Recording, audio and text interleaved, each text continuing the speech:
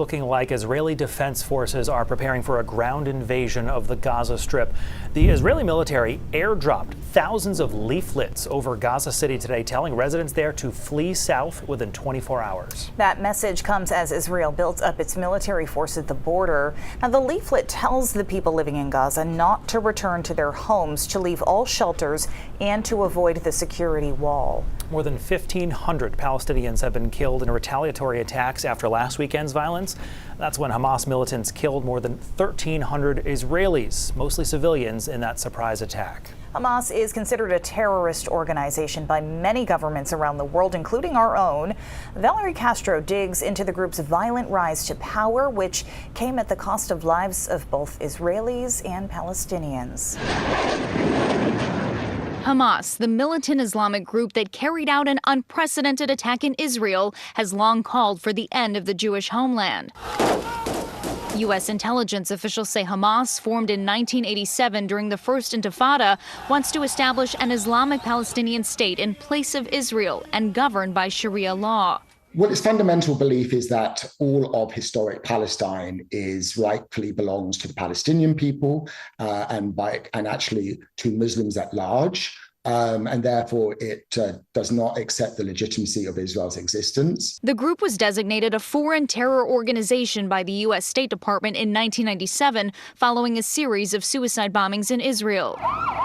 Hamas took complete control over the Gaza Strip in 2007, about 2 years after Israeli forces withdrew from Gaza, leaving the region under Palestinian authority. A win in the Palestinian parliamentary elections in 2006 over rival political party Fatah, ultimately putting the group in power. Hamas supporters celebrating their landslide victory in Palestinian elections. Now the radical Islamic Party has to form a government. The victory, a crucial turning point, empowering Hamas to eventually oust Fatah forces loyal to Palestinian President Mahmoud Abbas, who condemned the civil war as a coup, ruling from the West Bank. The Palestinians have been divided essentially between two governments, the Hamas government in the Gaza Strip and the Palestinian Authority government in the West Bank.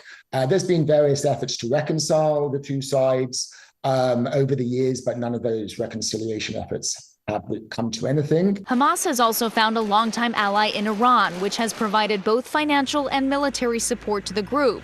But Iran has denied any involvement in this weekend's attacks.